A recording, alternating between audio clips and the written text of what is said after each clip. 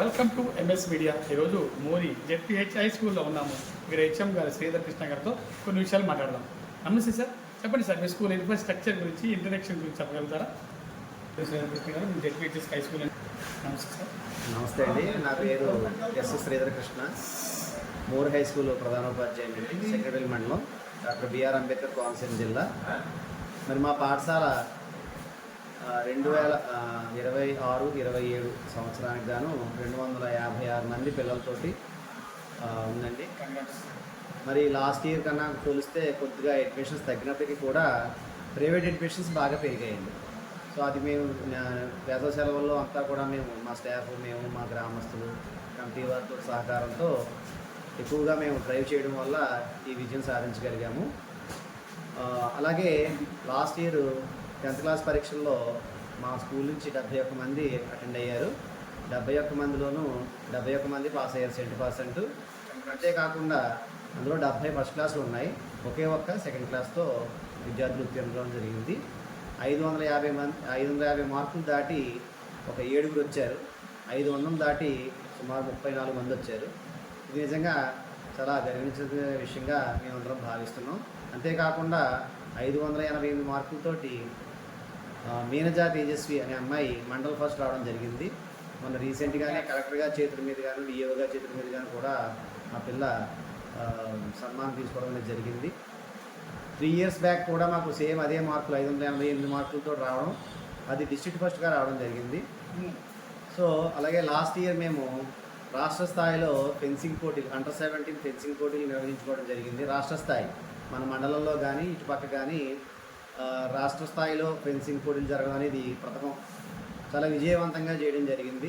పూర్వ విద్యార్థులు, గ్రామస్తులు, కమిటీ సభ్యులు అందరి సహకారంతో కూడా చాలా దిగ్విజయంగా నిర్వహించుకోవడం జరిగింది. అందులో మా పాఠశాల నుంచి 2 నేషనల్కి వెళ్ళడం, ఆ 2 కూడా పార్టిసిపేట్ చేసుకుని రావడం, వాళ్ళకి నేషనల్ సర్టిఫికేట్ రావడం జరిగింది.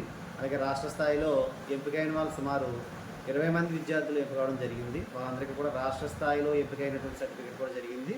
ఇది భవిష్యత్తులో వారి యొక్క చదువుల నిమిత్తం ఆ సర్టిఫికేట్లు కూడా ఉపయోగపడతాయి. ఓకే సార్, మీరు మిడ్ డే మీల్స్, పౌష్టికాహారం, న్యూట్రిషన్ ఫుడ్ స్టూడెంట్స్కి అందిస్తున్నారా? అందిస్తున్నామండి. శ్రీమతి దొక్కా సీతమ్మ మధ్యాహ్న భోజన పథకం కింద వారానికి 5 గుడ్లు, రోజు విడిచి రోజు చిక్కి, రోజు విడిచి రోజు రాగి జావ పిల్లలు కూడా చాలా సమృద్ధిగా తీసుకుని ఇష్టంగా తింటున్నారండి. అలాగే మన ప్రభుత్వం వారు ఈ ఏడాది నుంచి, గత ఏడాది వేరుశనగ చిక్కీ ఇచ్చేవారు, ఈ ఏడాది మిల్లెట్ చిక్కీ అని చెప్పి ఇవ్వడం జరిగింది. పిల్లలు చాలా ఇంట్రెస్ట్గా, పూర్వం కొంచెం అశ్రద్ధ చేసేవారు కానీ పిల్లలు ఈ మిల్లెట్ చిక్కీ రావడం వల్ల వాళ్ళకి ఇష్టంగా, మా పిల్లలన్నీ కూడా ఏదైనా అనారోగ్య సమస్యలు కానీ ఏదైనా ఇబ్బందికరమైన సందర్భంలో మాకు దగ్గరలోనే ఇక్కడ మోర్ పిహెచ్సి ఉందండి. ఆ వైద్య సిబ్బంది మాకు ఎప్పుడు అందుబాటులోనే ఉండి మాకు ఫస్ట్ ఎయిడ్ కానీ ఫర్దర్గా ఏదైనా హాస్పిటల్ రెఫరెన్స్ కానీ చేయడానికి చాలా మాకు సహకరిస్తూ ఉంటారు. అలాగే ప్రతి గురువారం కూడా పిల్లలకి IFA ట్యాబ్లెట్స్ ఇస్తారండి, ఫోలిక్ యాసిడ్ ట్యాబ్లెట్స్ ఇస్తారు.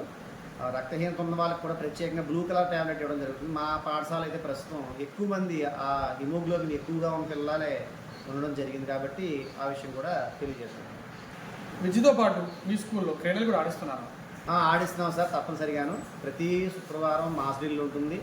అలాగే రీసెంట్గా గత సంవత్సరం చెప్పుకున్నట్టుగానే ఫెన్సింగ్ పోటీలు, అలాగే రీసెంట్గా మా పూర్వ విద్యార్థుల సహకారంతో ఒక పెద్ద ఆడిటోరియం నిర్మించుకోవడం జరిగిందండి. సుమారు 15 లక్షలు విలువైనటువంటి ఆడిటోరియం నిర్మించుకోవడం జరిగిందండి. అందులో పూర్వ విద్యార్థులు అందరూ కూడా పార్టిసిపేట్ చేయడం జరిగింది. అలాగే పూర్వ విద్యార్థుల సహకారం, అలాగే క్రీడాభిమానుల సహకారంతోనే 200 మీటర్ల రన్నింగ్ ట్రాక్ కూడా నిర్మించుకోవడం జరిగిందండి. దీనికి ఇంకా కొంచెం పని ఉంది, అది కూడా త్వరలోనే పూర్తవుతుందని ఆశిస్తున్నాం. ప్రభుత్వం వారు పిల్లలకి చదువుకోవడానికి ఎటువంటి ఉచిత సౌకర్యాలు, బెనిఫిట్స్, సంక్షేమ ఫలాలు అందిస్తున్నారు? చదువుకోవడానికి ఉచిత పాఠ్య పుస్తకాలు, నోట్ పుస్తకాలు, బ్యాగు, సర్వేపల్లి రాధాకృష్ణ విద్యార్థి మిత్ర ద్వారా షూస్ అన్నీ అందించడం జరుగుతుందండి.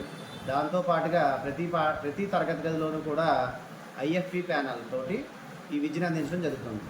రీసెంట్గా క్లిక్కర్స్ అనేటువంటి ఒక ఇన్స్ట్రుమెంట్ ఇవ్వడం జరిగిందండి.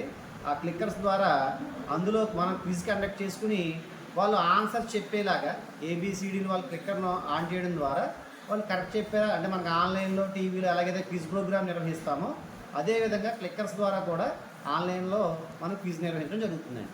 కొనుక్కుని తినడం కూడా తగ్గింది దీనివల్ల.